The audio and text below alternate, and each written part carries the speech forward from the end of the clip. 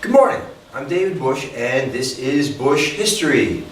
And today I'm up to topic 21, which is going to be World War II. Now remember, this is American history. So while World War II is certainly a global event, the most destructive war in modern history, I'm going to be dealing primarily from the American perspective. After all, in American history we have our look at World War II, and then in Europe they have their look at World War II, in Asia they have their look at World War II. So this is going to be primarily ours. But as an introduction, let's just think about what a world war means. It means the whole world is at war.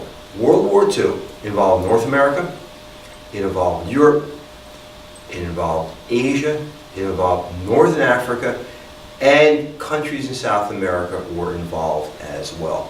Pretty extensive stuff. I just want to show you a couple of quick facts and explain some issues here before we get into the main topic of World War II. So hang on one second, I want to cue something up. What we have here is a list of casualties and wounded in World War II. And like everything I do here on Busch History, this is going to be available to you in the appropriate folder on my website, www.buschhistory.net. But just take a look at the chart for a second. We have the country, these are the Allies, this is the Axis, so 3 countries against everybody else. And we have the country, the soldiers, meaning how many soldiers each country sent, killed in action, wounded, and civilians killed. And the same thing on this chart. This is an Excel spreadsheet, fully downloadable, you can use it. Anyway, start taking a look at these numbers. Look at, for example, in the Allies. You get to China, just as one example. China has 17 million soldiers. Incredible. You get to India, and we don't tend to think of India as being a major player in World War II, yet they have 2 million soldiers. The United Kingdom, Britain, 5,800,000 soldiers. United States, 16 million soldiers. And take a look at the casualties. We have 10,283,000 soldiers killed in World War II. Of that 10 million, we have 6 million in the Soviet Union, with 291,000 in the United States. Now let's not forget the Axis powers. Germany, Japan, and Italy. Total of 32,800,000 soldiers. And killed in action, over 4 million soldiers. So if you take the 4.6 million soldiers killed in the Axis, and you add them to the 10.2 million soldiers killed in the Allies, you have almost, take a look at that, 10.2, 4.6. You have almost 15 million soldiers killed in World War II. That's just soldiers, that's not the civilian casualties. That doesn't take into account the Holocaust. That doesn't take into account all the civilians that were killed as a result of the bombings in the various raids. And just take a look at the amount of countries. We started cell number 2 with Australia, and we get all the way down to cell number 25. That's 23 countries on the Allied side. You take a look at the Axis powers, we have 3. It's 25 countries. And remember, again, I was talking about South America a second ago. Look, we have Brazil, just as one example. Asia, we have China, and certainly we have Japan. North America, well, certainly we have the United States and Canada. This is Canada. And here's the United States. Unbelievable, unbelievable in terms of the amount of countries involved in World War II. So that's why the casualties are off the board and over the top. And a significant amount of those casualties does come from the United States. Now, more casualties come from Europe and Asia for sure, which is one of the things that's going to set up the Cold War later on. I'm going to pause here, I want to go through some facts for you. So hold on one second. This is a collection of not necessarily random, but interesting facts I found on World War II. You go to the website too, the link is there. www.world-war-2infofacts. But take a look. Facts about American soldiers. Remember, this is American history. Facts about American soldiers.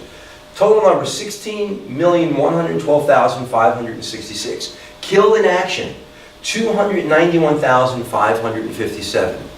That's 6 Yankee stadiums in terms of the amount of soldiers that were killed. Wounded 670,846. That's about 12 Yankee stadiums in terms of the amount of soldiers that were injured. The numbers are incredible. Now the cost, the actual dollar costs. Total US dollar cost, now obviously these are going to be estimates, but the estimates are close because records are kept of these things. 341,3690, that's $341 billion. That's a lot of money. The day the war ends, VE Day, May 8th, 1945. That's in Europe. This is when Germany surrenders. VJ Day, September 2nd, 1945. That is when Japan surrenders. Remember, Japan surrenders after Germany surrenders. And FDR doesn't live to see either part of it. FDR dies on April 12th, 1945, about 3 weeks before the end of World War II. He knew the end was coming because it was well after D-Day, which is June 6, 1944, but he does not live to actually see the surrender. So here are some other interesting facts. There are a lot of facts about World War II. We can go on, and we're not going to be able to take a look at the whole thing in one presentation. We'll be here several days if we have to do that. Remember, this is an overview. More details follow. Actually, next year, in the second set of these videos, I'm going to add information to each of these topics. But anyway, the first German serviceman was killed in China in 1937 by the Japanese. Which is strange because you don't think about the Germans in China so much. The first American serviceman was killed by the Russians in Finland in 1947 because you remember the Russians had allied themselves with the Germans as part of the Nazi-Soviet non-aggression pact until Hitler turns around and double-crosses Stalin. 80% of the Soviet males, this is staggering, born in 1923 didn't survive World War II. Think about what that does to your population, and think about what it does to your national psyche, and how you feel about war, and how you feel about your government. Between 1939 and 1945, the Allies dropped 3.4 million tons of bombs, an average of about 27,700 tons of bombs each month. Think about what that does for industry, and industry's perspective on war. 12,000 heavy bombers were shot down in World War II. Over 100,000 Allied bomber crewmen were killed over Europe. Those were mostly in those B-17 raids. From the 6th of June 1944, which is D-Day, to May 8, 1945 in Europe, the Allies had 200,000 dead and 550,000 wounded. So a huge chunk of soldiers were killed between June 6th and the end of the war. June 6, 1944 and the end of the war. The youngest U.S. serviceman was 12 years old. Can you imagine a 12-year-old private? His name was Calvin Graham. He was in the Navy. And he was given a dishonorable discharge for lying about his age. I don't know how a 12-year-old lies and gets into the military, but that happened. And his benefits were later restored by Congress as a result. At the time of Pearl Harbor, this is pretty fascinating, the top U.S. Navy command was called Sink Us. Can't make this stuff up. Pronounced Sink Us. The shoulder patch of the U.S. Army's 45th Infantry Division was the swastika. And Hitler's private trainer was named Amerika. All three were soon changed. 40,000 men served on U-boats during World War II. 30,000 never returned. So of the 40,000 men who served on U-boats, primarily in Germany, but there were American submarines as well, 30,000, 3/4 of them never came home. More U.S. servicemen died in the Air Corps than the Marine Corps. While completing the required 30 missions, your chance of being killed was 71%. The bomber pilots had 30 missions before they could rotate home. So when they started their series of missions, they would keep a count. 1, 2, 3, or some counted backwards because 1 meant you were going home. Most of them didn't make it to 1. The Russians destroyed over 500 German aircraft by ramming them in midair. The only way you ram an aircraft in midair is by ramming them with your aircraft, which means you're going to die as well. When the U.S. Army landed in North Africa, among the equipment brought ashore were 3 complete Coca-Cola bottling plants. So Coca-Cola was making a lot of money in World War II. By the way, that iconic Coke bottle with the kind of hourglass shape and the heavy base, that was also a weapon. They used to fill it with gasoline and throw it as a Molotov cocktail because the base was so weighted, it had great trajectory when you threw it. Other interesting things about World War II is M&Ms. Michael and Morris Mars. They were invented specifically for the war. The government wanted a high-energy snack food that was easy for soldiers to carry. M&Ms.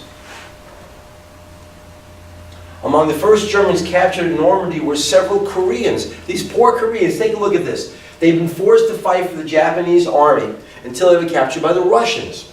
And then the Russians forced them to fight for the Russian army until they were captured by the Germans. And then the Germans forced them to fight for the German army until they were captured by the U.S. Army.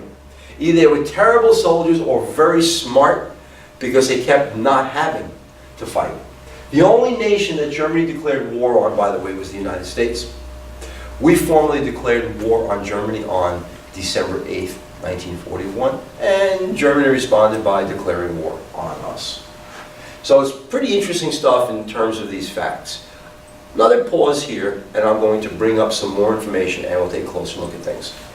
Now we're going to roll through this prepared PowerPoint I have on World War II.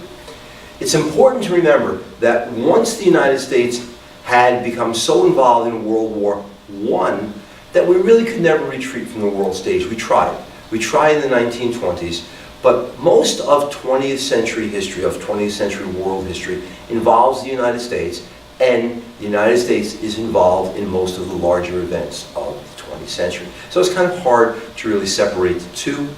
So instead, what's going to happen is we're going to take as best a look as we can at the big picture, concentrating on the American perspective. This PowerPoint will be an overview of World War II, but there are many more facts and many more details than I could ever present in this kind of forum. Nevertheless, let's take a look and see what we have and see what we can do with this. It's important to remember that there are four ways of looking at World War II from the United States perspective. There's the European theater. The European theater is exactly what it sounds like. It's the United States in Europe. It's primarily a focus of winning the war in Europe first, even though, very strangely, even though the United States gets formally involved with Pearl Harbor, as a result of the attack on Pearl Harbor, a decision is made between Churchill and FDR long before either of those attacks at something called the Atlantic Conference in August of 1941. I'll show you that later. That it will be a Europe First campaign. And that Europe First campaign is called the Atlantic or the European Theater. A primary focus of the early war years. When we think about the European theater, we have to think about the Nazis, we have to think about Adolf Hitler, and we have to think of the Holocaust. And the big movement to end the war in Europe was D-Day, which was June 6, 1944. The war was over on May 8, 1945, so D-Day certainly has got to be a significant event. Then we have to take a look at the Pacific or the Asian theater. When we talk about the Pacific or the Asian theater, we're really talking about primarily Japan, and Japan going through Asia and eventually attacking Pearl Harbor. So we know Pearl Harbor is December 7th, 1941, and we'll talk about why the Japanese attacked Pearl Harbor in a few minutes. The Japanese were being imperialistic throughout China, Indochina, which we call Vietnam today, and the Philippines. An interesting thing about the Japanese and the Philippines, we always say the Japanese were attacking Asia and attacking the Philippines and taking Indochina, but who were they taking it from? The US and Europe long had an interest in imperializing China in one way or another. Think back to the Boxer Rebellion. So when the Japanese invade China, what they're selling is that they're freeing it from European colonialism. When the Japanese attack the Philippines, they're freeing it from American domination, because we dominated after the Spanish-American War. And when they attack Indochina, they're freeing Indochina, Vietnam, from French domination.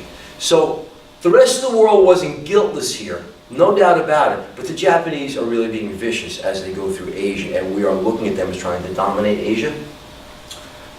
They used an island hopping strategy. This island hopping strategy meant they went from island to island to island, and that meant almost a new war, or a kind of a different war on each island, because each island had its own strategy. And of course the defenders on each island could prepare because they'd see the ships coming, whereas the war in Europe was a frontal assault and the line kept moving forward and forward. In this case, it was a separate battle for each island in the Pacific, and yes, the war ends with the atomic bombs in Hiroshima and Nagasaki. We also need to take a look at the domestic implications of World War II. In order to do this, in order to fight a two-front war, because two-front wars are generally not successful. Napoleon tried it, Hitler tried it, it's been tried countless times, because you have to divide your supplies. You have to divide your men. But we're fighting a two-front war. Well, we can do it because we are not fighting on our soil. But nevertheless, the wartime economy, getting ready for U.S. involvement, brings us out of the Depression, because even though we're not going to formally enter the fighting until after Pearl Harbor, we are selling things to the Allies. And selling those things to the Allies and lending them to the Allies as part of what we call Lend-Lease means that our economy is really gearing up. Very important to understand that. We're going to institute a draft. We're going to institute a draft very quickly at the beginning of the war, and that's going to mean you're going to have a lot of jobs available for women. Women like Rosie the Riveter, the buzz term for women in factories and women in war industries. The government is going to expand incredibly. All the alphabet soup of the New Deal and Franklin Roosevelt's plans to bring us out of the Depression is now going to be applied to the war effort, as we have one government agency after another, overseeing industry and overseeing resources, which means lots and lots of jobs. We're going to have rationing things like nylon. Nylon was used for parachutes, so women didn't have stockings, as an example. We're going to have rationing of metals, so cans are going to be hard to come by. We're going to have rationing of rubber, which means you're not going to have tires available. We're going to have rationing of gasoline, and people are going to be limited to 20 gallons of gasoline a month. Things along those lines, so a great deal of hardship at home to support the war.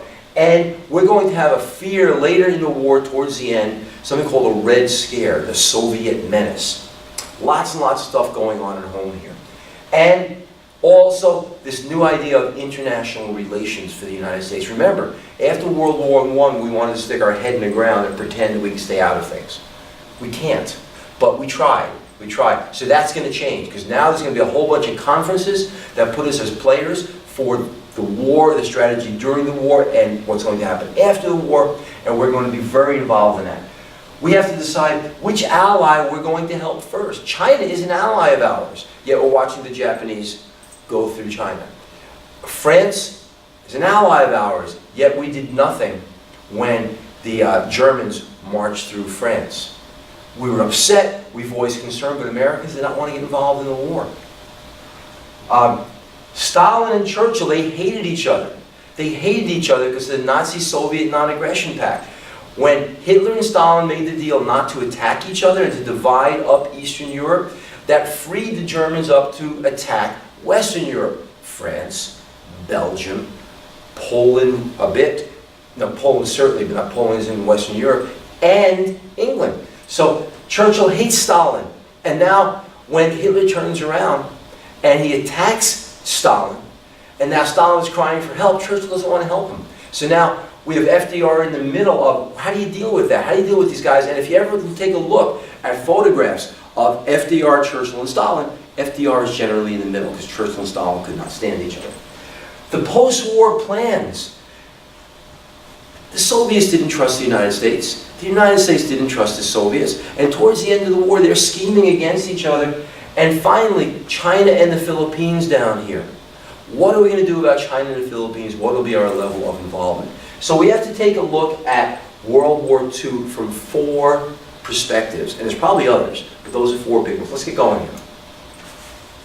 So the war breaks out. The causes of World War II. Well, we have the failure of the League of Nations, for one. Remember, Germany wasn't involved in the League of Nations. We were not involved in the League of Nations. We didn't join. Germany was not allowed to join. So this peacekeeping organization doesn't have the most powerful nation in the world and doesn't have the nations blamed for World War I. Like, that's going to work. And you have the depression that's going on, as well as a lot of causes for building up militaries in Europe. Appeasement. As Hitler rose to power in 1933 in the height of the Depression, one of the things he did to try to bring Germany out of the Depression was to build up their war machine.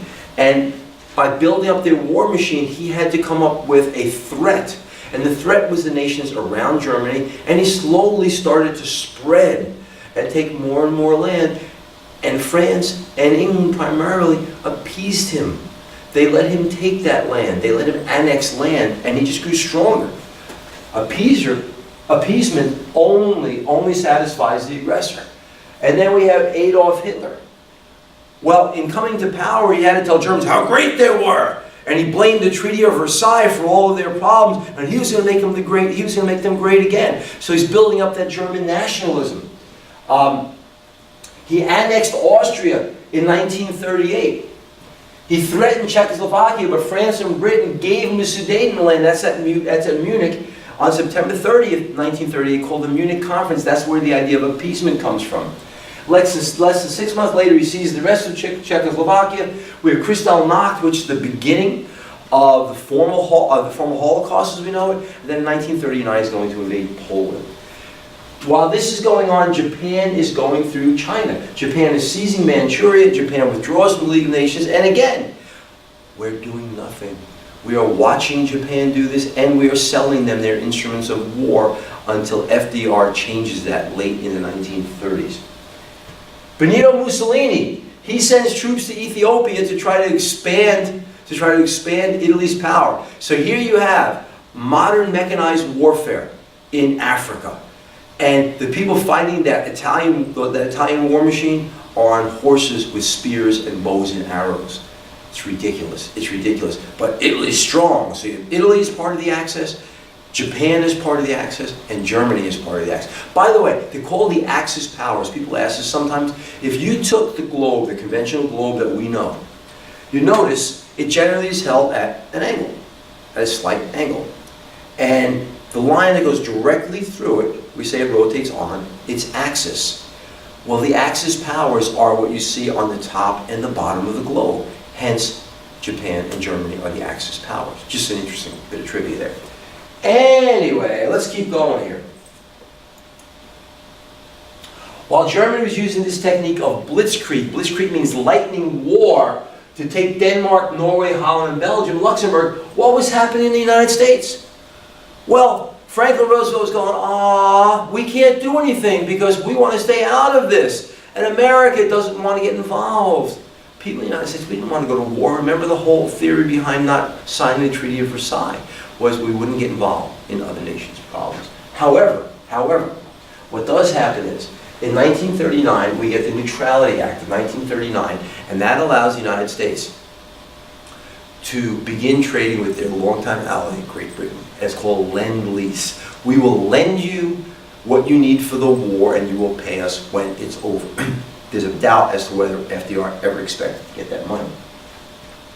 Anyway, Winston Churchill becomes Prime Minister of England, and he's a wartime Prime Minister.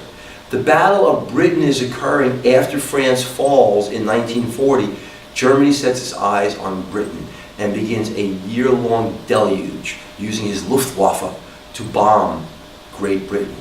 And this is where you get Winston Churchill saying, if the British Empire lasts 1,000 years, this shall be its finest hour, as bombs are falling in Great Britain.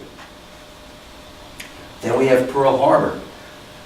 As Japan is going throughout Asia, the United States have been supplying Japan with scrap metal, which would be used in making war machines, in oil, which is used to power those war machines, and with rubber, which is used on the wheels of those war machines.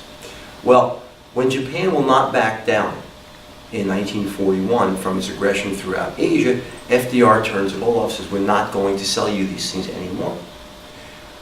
That is kind of like kicking the tiger here, because Japan realized it only has about a year's supply of oil and not nearly enough metals to fight a war. And it needs to continue its aggression, and it cannot have the United States stop it. So that is why Japan turns around and attacks Pearl Harbor, which is where the U.S. fleet was. When Japan occupied Indochina in July of 1941, the U.S. responded by cutting off trade with Japan. The angered Japanese launched a surprise attack on December 7, 1941 on Pearl Harbor, destroying nearly 200 American planes and killing more than 2,400 Americans, with nearly 1,200 wounded. Now here's the question. Why was the American fleet at Pearl Harbor in the first place? FDR was advised to take the fleet out of Pearl Harbor. It was too vulnerable, it was too difficult to protect. He relieved the commander who made that recommendation. Why did he do it? There were warnings throughout 1941 that the United States government was aware of that said the Japanese were planning this big attack on the American fleet. And the United States government dismissed those ideas as being ridiculous. The commanders at Pearl Harbor dismissed those ideas as being ridiculous. As a matter of fact, they lined up all the planes together at the airports, at Wheeler Field, at Hickam Field, at Pearl Harbor, to protect them, but they actually made great targets. And the morning of the attack, before the attack occurred, a Japanese submarine was sunk outside of the submarine netting, which was submerged netting around Pearl Harbor. This Japanese submarine was sunk, and still, the ships were not underway. Still, they were there. And finally, the primitive radar of the day saw the planes coming. They saw the Japanese aircraft coming, and they dismissed those as being a flight of B-17s coming in from San Diego. Very, very incredible stuff. A lot of coincidence. We had this hubris that they would never, ever attack us. And what happens? On December 8th, Congress gets a declaration of war against Japan. In mobilizing for war, we get the War Powers Act, the Supply Priorities and Allocation Board, the Office of Price Administration, and so on. Remember, this is that alphabet soup of World War II. The New Deal philosophy, they call it Dr. New Deal becomes Dr. Win the War. Roosevelt's going to win the war. As a matter of fact, if you remember, Roosevelt was elected in 1932. He was elected in 1936. In 1940, he was elected because he kept us out of the war. So he's been re-elected now for the third time, and that gives him some time to work on the war before the next election in 1944. The Roosevelt administration directed its resources towards planes, ships, guns, and food required for victory. That takes us out of the Great Depression, because now we have full employment. The economy it goes incredible. The GNP rose from $88.6 billion in 1939 to $198.7 billion in 5 years. That's a lot of jobs, that's a lot of output, that's a lot of ending the Depression. There was all kinds of propaganda to support the war. There were Hollywood movies all about Americans going to war. There were musicals. There were soldiers marching about, he's going off to war today. And they had these soldiers marching on these stages, and they'd make movies about it. They had celebrities going around the country selling bonds. The big soldiers of the day were going around and they were trying to solicit money for bonds to support the war, hence war bonds. You had Walt Disney with Mickey Mouse selling war bonds, and in the movie shorts, the movies that were at the beginning of the movies, the cartoon movies, where you showed Mickey Mouse and Donald Duck fighting or being drafted and supporting the war. There was all kinds of general support for World War II. After all, we were attacked. It's not like World War I where we joined the war in progress. We were attacked in December 7th, and the mobilization on December 7th, and the mobilization was incredible. Women entered the labor force, and they grew by over 50%. And now you see women in pictures like this. This is Rosie the Riveter. We can do it. We can take the men's jobs. Absolutely incredible. Hourly wages. An increase in hourly wage for an assembly line worker is now up to $1.15. That was a lot of money. That was a lot of money during the 1940s. You had strikes. You had some labor unrest, but you also had Roosevelt getting involved and saying, you can't do that. Roosevelt ordered the mines to be seized, and the first federal anti-strike bill was passed. Remember, the New Deal supported unions, but not during World War II. It was everything for winning the war. The home front, you have family life, you have a lot of people getting married before they go to war because women wanted to marry soldiers, and you had a lot of divorces because of the war, because the soldiers were gone for a long time, and that was very tough on families. You had housing shortages in the cities around the major factories, so people were sharing houses. You had the Share Your Home campaign, where the people actually advertised in newspapers to do that. Daycare centers popped up because a lot of women were working and the men were gone. You had a rise in juvenile delinquency. You had something called the Japanese internment in January of 1942, right after Pearl Harbor. Roosevelt signs Executive Order 9066, which orders all Japanese Americans and all people of Japanese descent who live on the west coast of the United States rounded up and put in these internment camps. And they were not pretty. The camps were terrible conditions in the middle of nowhere out in the Midwest. Long periods of time during the Depression had no rain, and that led to the Dust Bowl. And a lot of these camps were located in the Dust Bowl where the land was not suitable for growing. The people on these camps, in these camps, were not allowed to leave for the duration of the war, yet Japanese men could go fight in the war in Europe. They couldn't fight in Asia because it might confuse them. And the strange thing about these internment camps is that they did not include the Japanese who lived in Pearl Harbor. The Japanese in Hawaii were not part of the internment camps. It was Japanese in mainland United States who were part of the internment camps. And as you would guess, this sounds like an incredible violation of civil liberties. And it was later decided it was. And that was, of course, 1988 when it was finally decided that. Because what happens is, in 1944, Korematsu versus the United States, Supreme Court says, no, this is a clear and present danger. They cite the Schenck case of 1919, and they say that when the United States is fighting a war and defending itself from an aggressor, we do not have all of our rights. And that rounding up the Japanese was clearly justified and necessary. Of course, we didn't round up the Germans or the Italians, so certainly there's a bit of racism in that. It was the beginning of civil rights in the United States as we know it from a modern perspective. African American Mexicans. The double V campaign, victory at home and victory abroad. Something called CORE was developed during World War II, the Congress of Racial Equality. And what it meant was that African Americans would be elevated, hopefully, to be equal to whites. Now, we know it's going to be a long time for that to actually occur, but that begins during the war.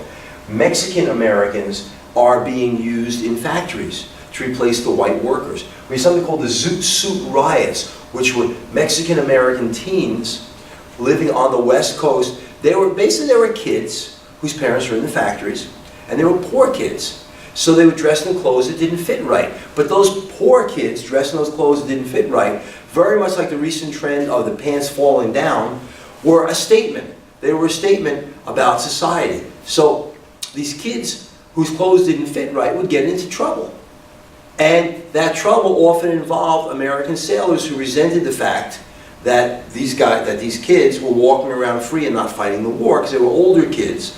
Nevertheless, that developed into something called Zoot Suit Riots on the West Coast. Popular culture, as I mentioned a few minutes ago, Hollywood was very much behind World War II, so there are songs and there are movies.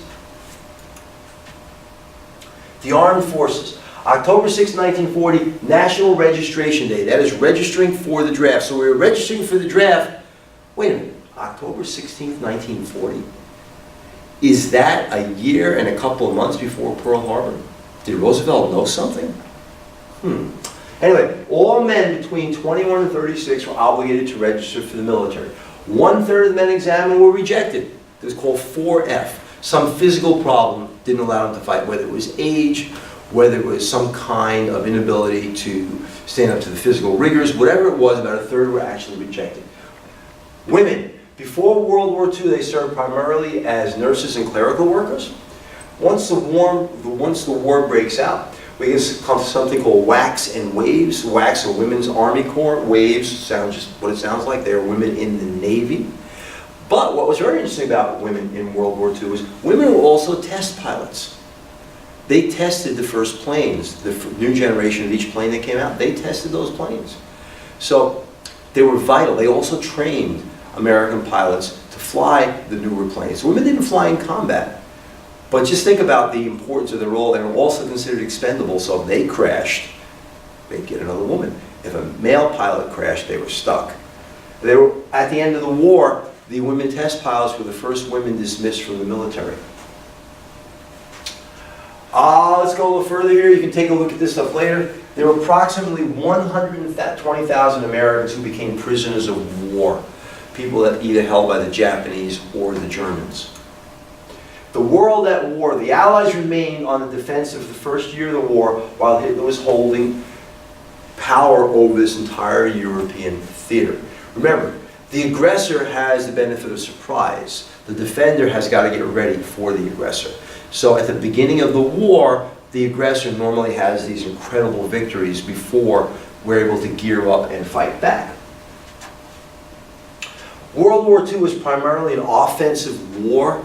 The Germans used the blitzkrieg idea, and the Japanese were using all kinds of bombing and huge machinations, where they used all kinds of tanks, and certainly the island hopping idea, where they were using their navy an awful lot.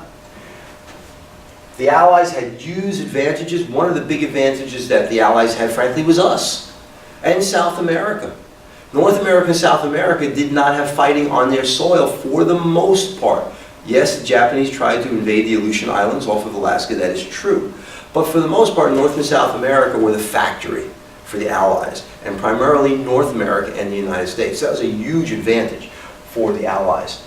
We had all kinds of skilled workers. The United States had an incredibly skilled workforce. Yes, some of those skilled workers of the age to go fight the war, they were gone, but the factories were still built and intact by those workers, and women learned very quickly, as did African Americans and as did Mexicans. Turning points. Every war has turning points in which the tide seems to switch into another direction, and World War II certainly has its. The Battle of Stalingrad, when Germany turned its back on the Nazi-Soviet non-aggression pact and invaded the Soviet Union in the summer of 1941, Stalin was taken by surprise, and Hitler wanted to march all the way to Moscow. Well, the line in the sand was drawn at Stalingrad in 1943, and the Russians held, but it was an incredibly bloody battle. Not only did the Russian winter help defeat the Germans, because remember they attacked in July of 1941, thinking they'd go through very quickly. They went through France in a month. Didn't go that way. But the Russians were so ill prepared because Stalin had most of his generals killed. He didn't trust them. He always thought they were trying to overthrow him.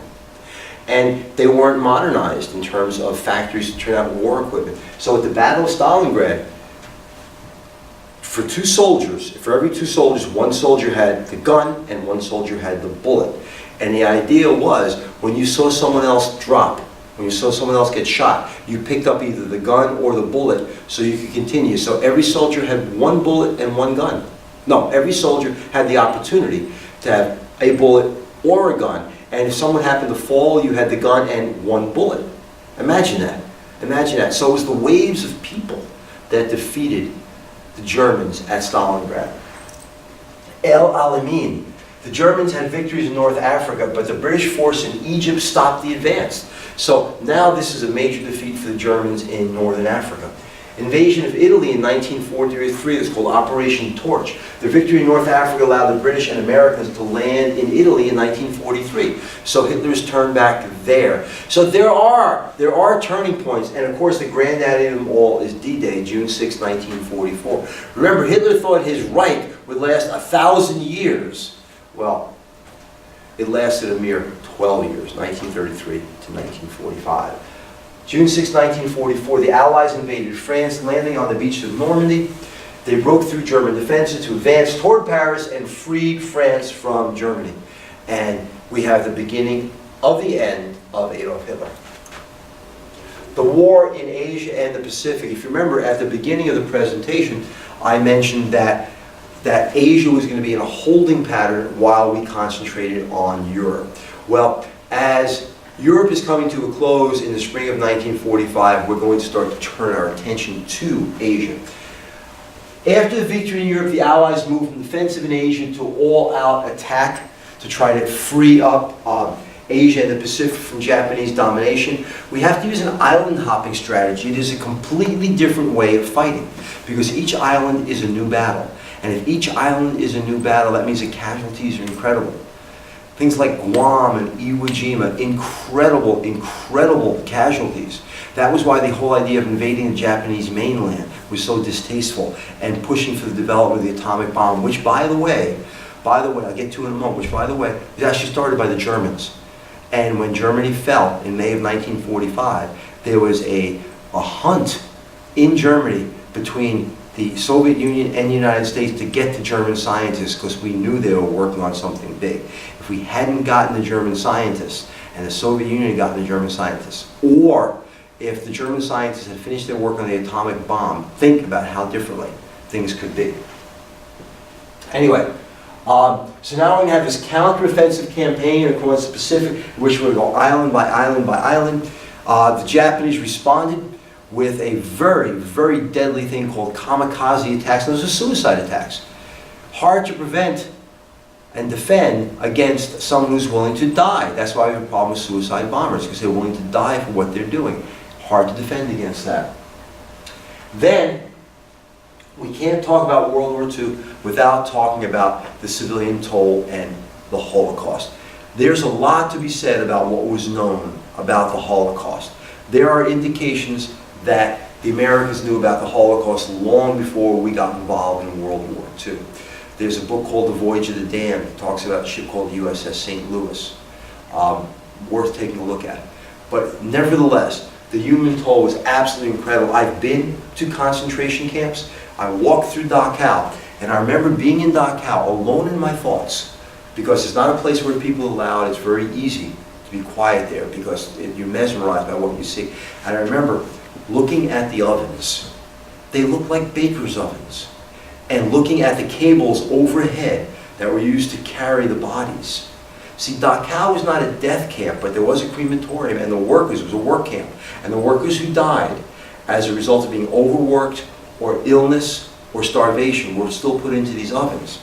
Nevertheless, I remember looking at these ovens and thinking that intelligent people with engineering and architectural skills built this system. They built the pulleys, they built the ovens, they built the camp, and they didn't build them overnight. It took a while.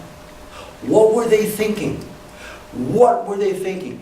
Anyone in the right circumstances can lose it and kill in a moment of emotion. But building the camps was not a moment of emotion. It was a plan.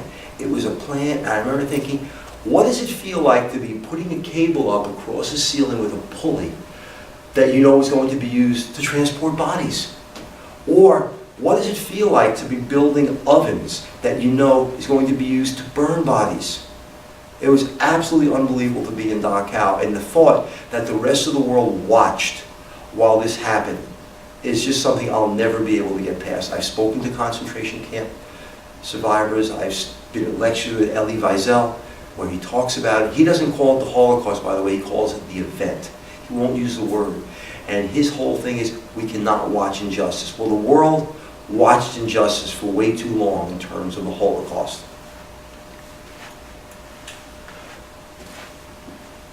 There were a series of conferences about the end of World War II and what would happen when the war is over. There were also conferences on how to fight the war.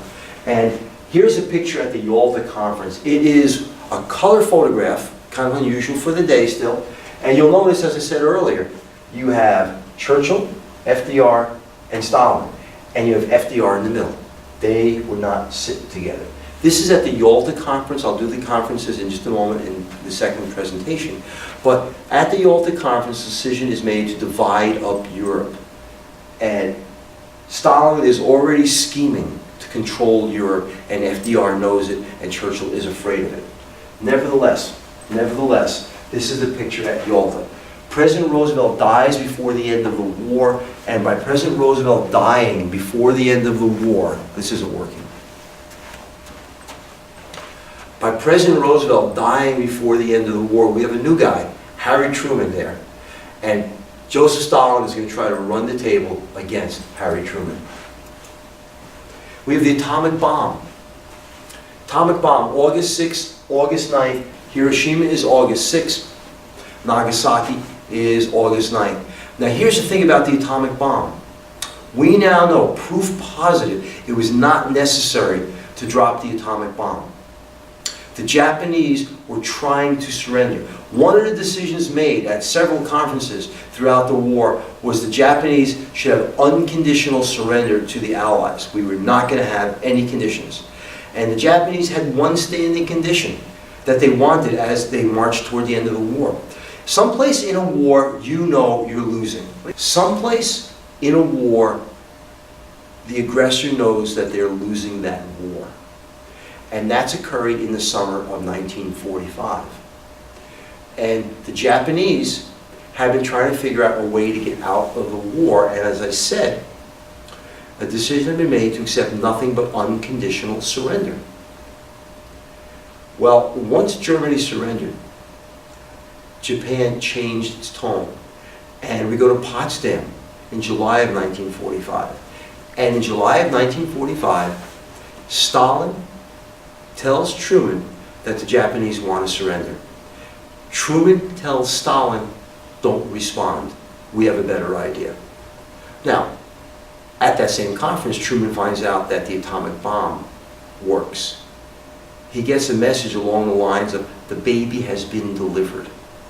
And his response was, well, now we'll really have a hammer on those boys, the Soviet Union.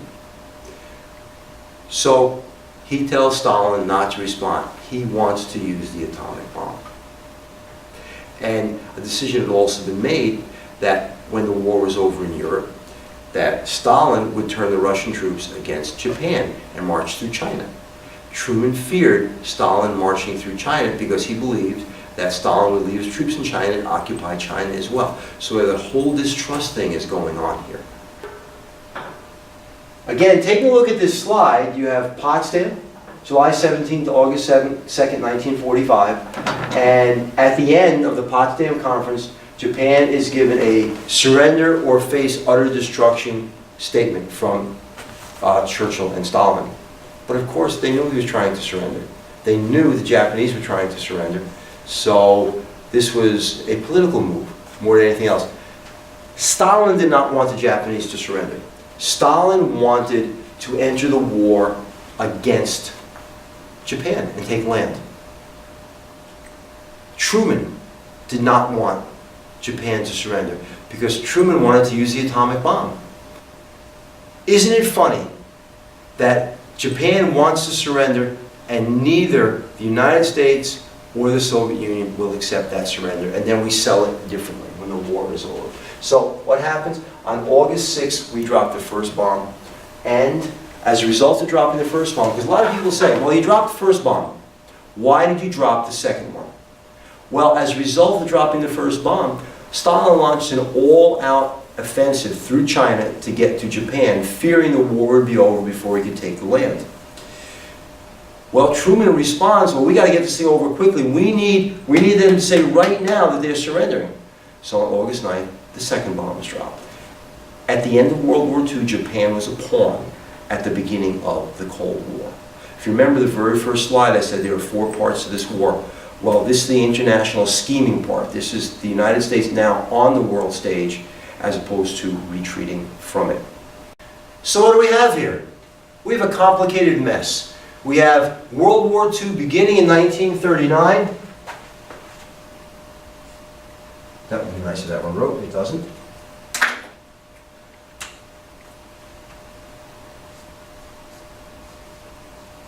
And ending in 1945.